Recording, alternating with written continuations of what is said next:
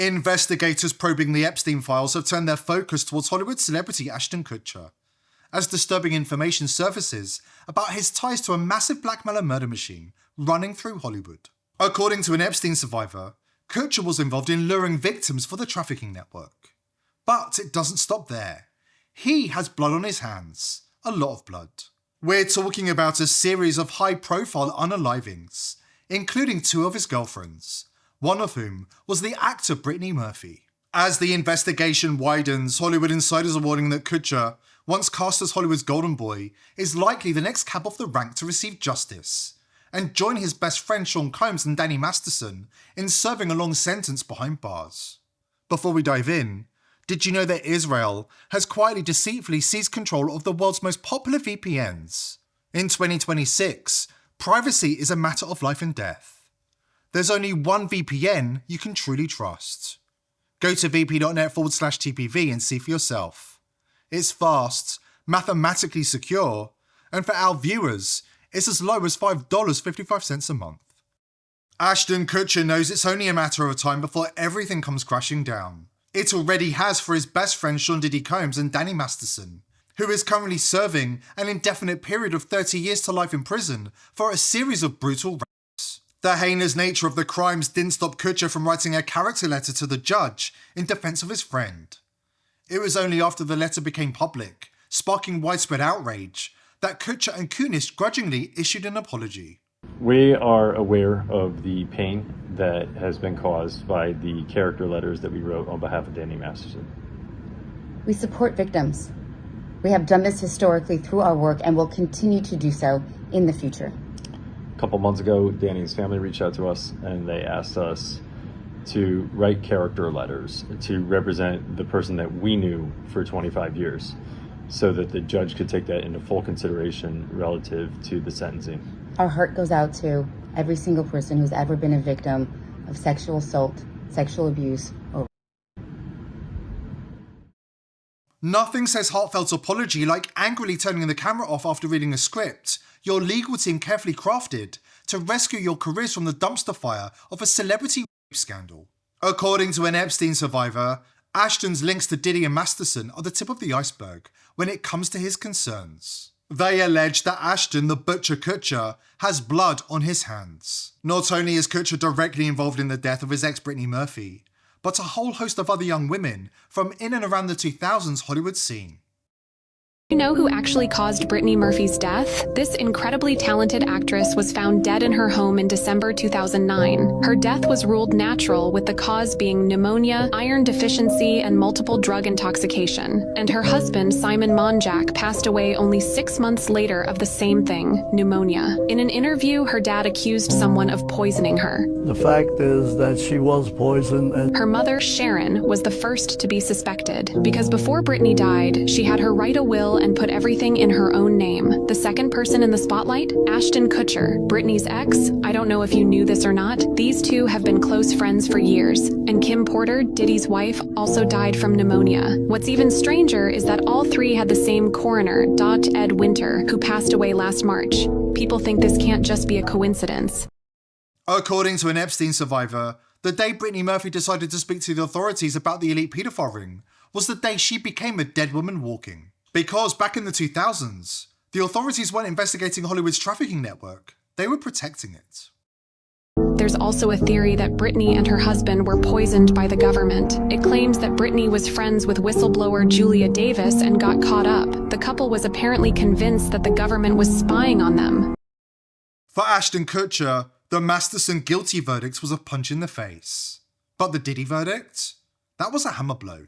He knows it's only a matter of time now, because Gene Deal, Diddy's former bodyguard, has placed Kutcher at the scene of the crime. I was around Ashton Kutcher and Diddy before, and they were speaking about Brittany Murphy. And I don't think I ever told this story, and I'm about to tell this story here. While he was married to Demi Moore, he was still sneaking around seeing Brittany Murphy. You understand?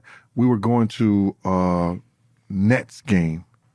So we picked him up and he was explaining to Diddy that every time he goes to Brittany's house, paparazzi always catches him or almost catch him coming out her apartment or coming out the building. And Diddy was telling him that's either the doorman or your security. And he was still married to Demi Moore at the time. Because it's crazy how they said her and Kim and some other individual with them or around them all died of pneumonia and they were in perfect health. Which gave me the shivers, that, because how can these two people be around the same people but die of the same death?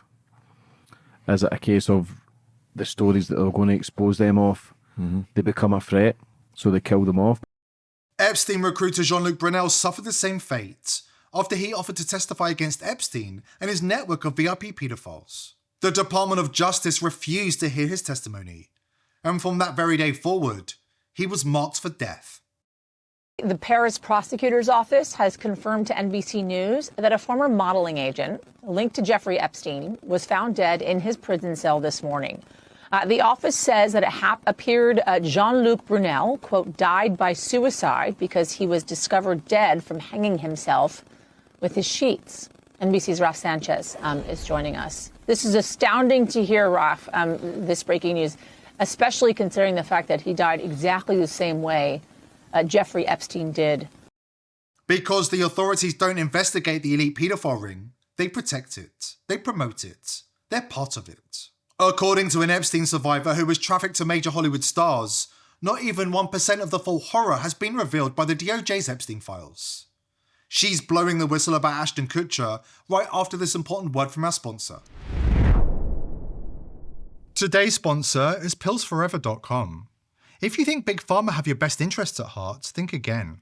The price of medicine in America has skyrocketed, and there are certain medicines Big Pharma don't want you to know about. That's why I've partnered with PillsForever.com. All of their FDA-approved medicines are the cheapest you'll find anywhere. More importantly, you can order medicines that Big Pharma don't want you to have, such as ivermectin, hydroxychloroquine, and fenbendazole. Speaking of fenbendazole, not only does it get rid of parasites that live inside your body, there have been studies that show fenbendazole can help with cancer.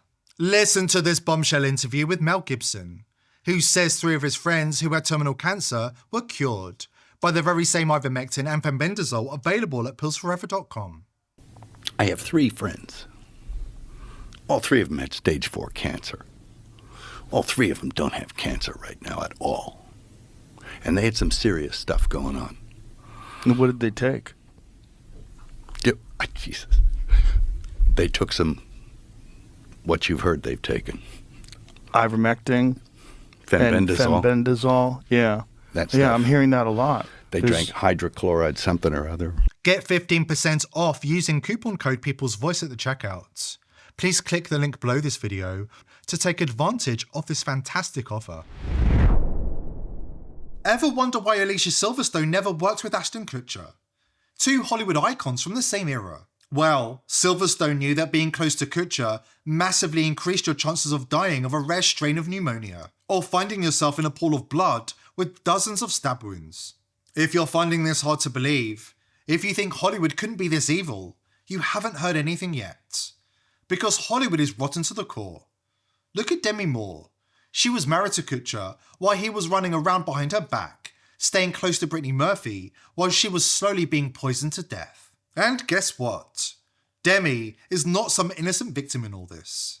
She's knee-deep in the same filth herself. Okay,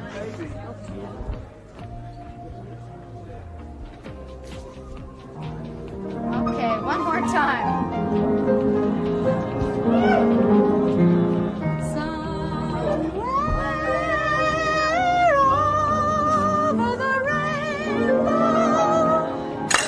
Why do you think everybody's come out? I don't know. Maybe just because I love them all and I hope they all love me. We do love him.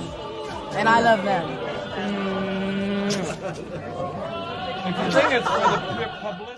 It's a big club, and thank God you're not part of it.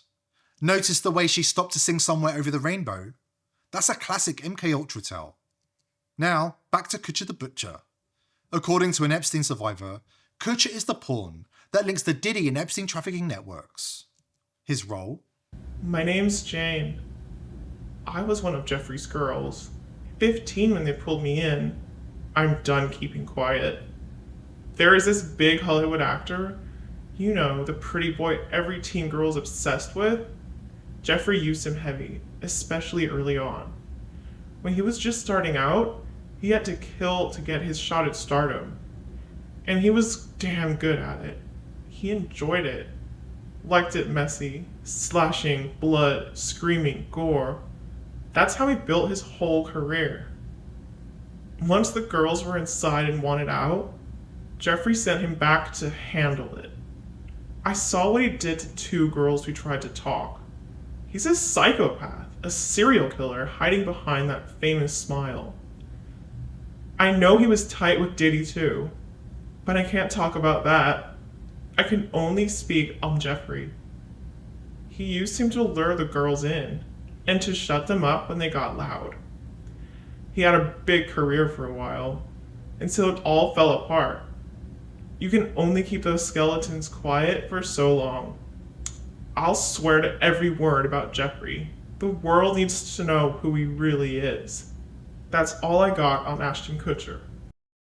It gets even worse. In 2001, Ashton Kutcher got stood up on a date, and then the next morning, that girl was found dead. The case was a baffling unsolved murder for years.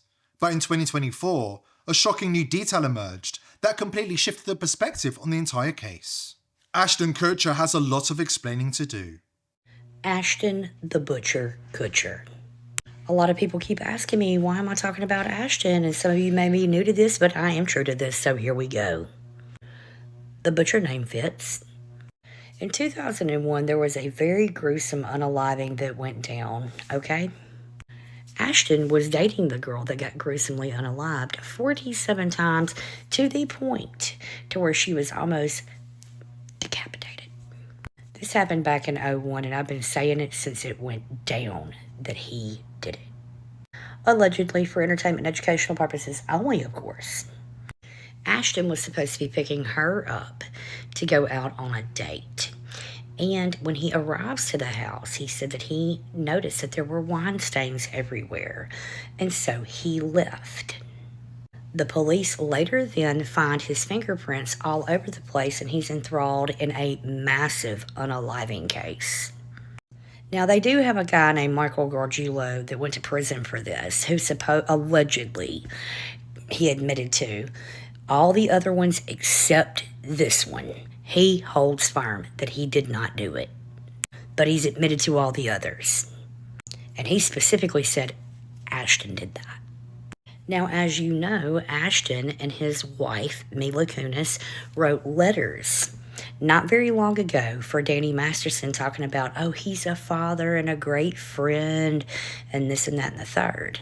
What they didn't anticipate is what Danny Masterson's girlfriend from 2001, the night that happened with Ashley Ellerin, to come out and say after they wrote the letters against her for him.